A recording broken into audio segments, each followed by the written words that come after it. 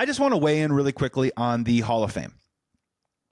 For those that aren't familiar or those that have been busy this week, and provide a little context, Rob Manfred, MLB commissioner, among several other initiatives that have been going on for the last couple of years, Rob Manfred has made the decision to lift some of these permanent bans that have been placed on past players.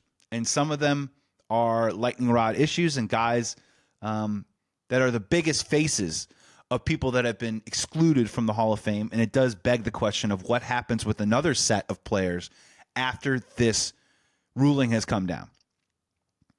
So the long short of it is, especially around here, and especially in terms of conversation pieces, is Pete Rose, his permanent lifetime ban has been lifted from Major League Baseball, which means that beginning in, I believe, 2026 or maybe the beginning of 2027, a now special Hall of Fame committee can now make a ruling on whether to put Pete Rose into the Hall of Fame or not.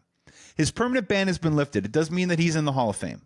It just means that he is now, we can at least have the conversation of should he be in Major League Baseball's Hall of Fame. Another person, Chicago related, are the 8 men out, the 8 players that threw the 1919 Black Sox World Series. Most importantly, Shoeless Joe Jackson, one of the greatest hitters of all time. By numbers, I mean, he still has the 4th highest batting average, I believe, of 358 all time. His story, obviously, well documented in the movie 8 Men Out. Also, part of the driving narrative force of Field of Dreams, which I strangely watched a couple of days before this ruling came down. But just focusing solely on Shoeless Joe Jackson, his crime and what he was accused of and it did admit to was that he did admit that he did take $5,000 in cash, which would have been twice his annual salary, to quote-unquote throw the 1919 World Series. Other players received monetary contributions as well from nefarious characters to throw that World Series. The Black Sox did end up losing that World Series, and the contention is, well, did Shoeless Joe Jackson go along to get along? Because if you look at his numbers, he had 375 in the World Series.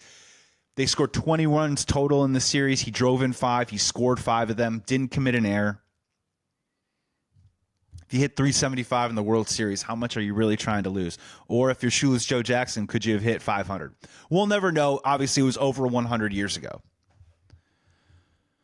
But part of the precedent for the ruling was, and this is a little macabre, but according to Rob Manfred, for individuals that are now deceased, the words, literally, lifetime ban no longer apply to these individuals. So now that these people have come and gone, their lifetime ban has been carried out. And a special committee now can make a ruling and a judgment whether these players belong in the Hall of Fame. And this extends to Pete Rose, who passed away just a few years ago. Pete Rose, very famously, as we all know, let's ride the hits. All-time hit king, nicknamed Charlie Hustle. For many people in the 70s, my dad's generation, a lot of boomers, definitely consider him to be one of the greatest players that they've ever watched play. Definitely the consummate day in, day out, dirty grinder, get your uniform dirty, sliding head first into third base, maniac style. And just by numbers alone, one of the greatest hitters of all time. As we know, banned from baseball for betting on games. Specifically, they found evidence in a notebook of him betting on baseball games as a manager of the Cincinnati Reds after he retired. The part that people will go back and forth on forever, and Pete Rose did a damn good job that you'll never find this out, is whether Pete Rose bet while he was playing, and even while he was managing, did he bet on his own team? And more importantly, did he ever bet on his team to lose? These are the sticking points, and these are the things that got him kicked out of baseball. There have been, to be very clear, several moments over the last 30 years where Major League Baseball has made an overture with provisions that would allow Pete Rose to get back into the game of baseball. The meat and potatoes of it is, by and large, I believe Major League Baseball has asked him twice that if you are willing to admit what you did, a mea culpa, and if you're willing to admit what you did, and you're also willing to admit, one of the provisions was also, if you're also willing to admit and if you're also willing to honestly tell Major League Baseball that you're never going to gamble ever again, especially on the game of baseball, we will lift the ban and let you come back into the fold. Pete Rose has declined that multiple times. Now, Pete Rose, in my opinion, I didn't grow up watching him play. I would hear about his stories from my aunts and uncles. He was a bit of a tall tale growing up, and also a cautionary tale of gambling clearly on baseball. Something that, as many people have said, I was a bat boy for the Chicago Cubs. I can't tell you enough. There is a sign in the locker room that makes it plain as day. They definitely make it a cardinal rule. And it is literally the integrity, the spirit of the unpredictability, and the sincere authenticity of competition that we simply can't have in the game of sport. The game of sport is the last bastion of Rome, is one of the greatest forms of improv that we have left walking on this planet. And if you're going around telling me that people are paying money to manipulate, the word that's used a lot now, rig the results, like the Tim Donaghy referee in the NBA, if you were to ever destroy that integrity, it could be the collapse of sports as we know it.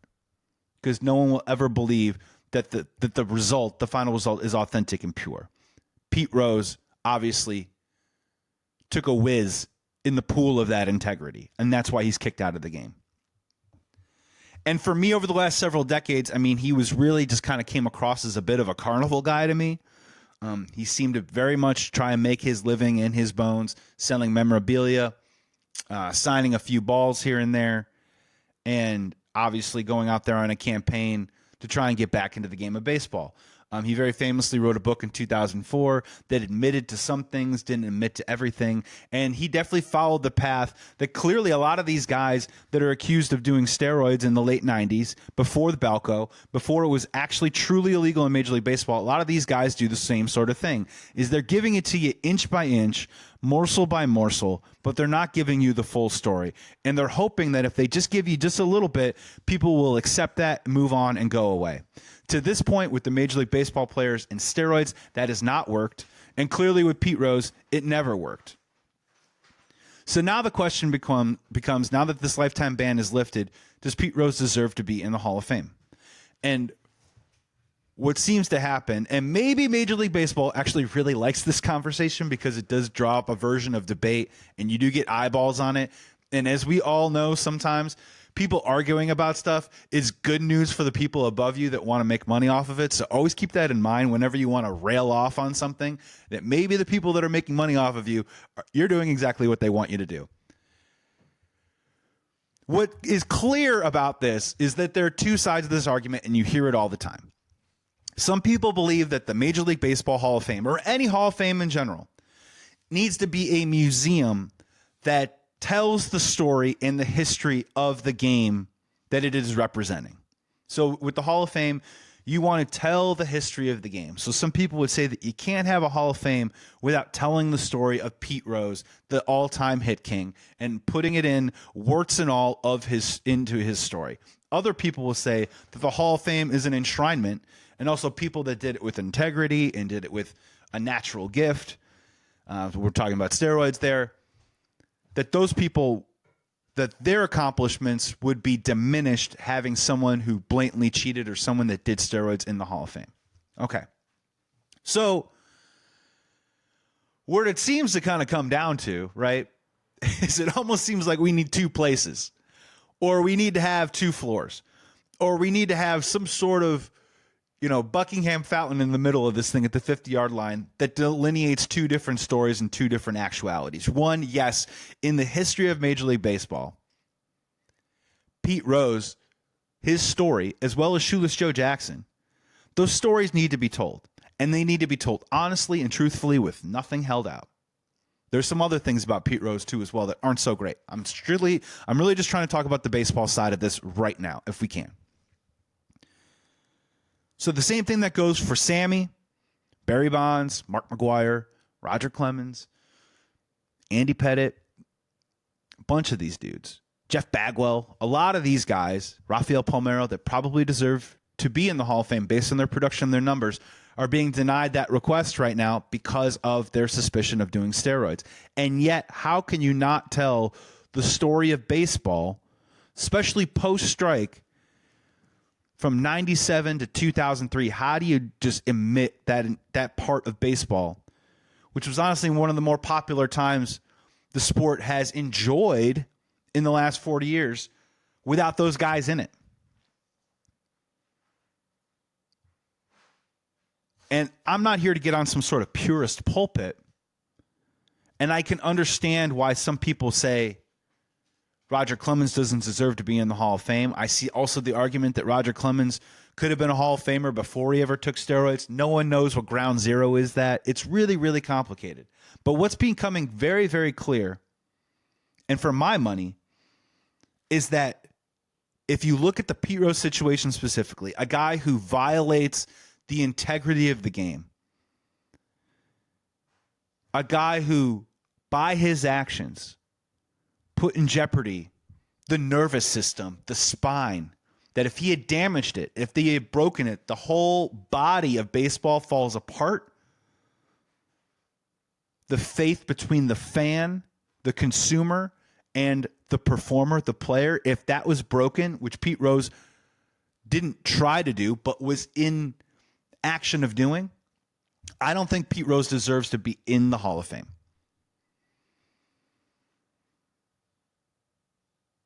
I just don't. And the worst part about it is he lied about it for years and years and decades and decades and decades. He could have made it a teaching moment. He could have at least admitted to what he'd done. Maybe he could have at least tried to downplay and be like, I didn't think it was that big of a deal. Do the whole thing. Do whatever you want.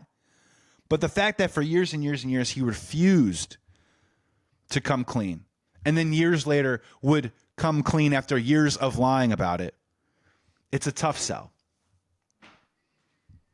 And when it comes to Shoeless Joe Jackson, it's so far down the road right now. Do we ever really know the full story? It's hard to say. But these players, their names need to be not enshrined with the great players of the game, but they need to be a part of the story of baseball.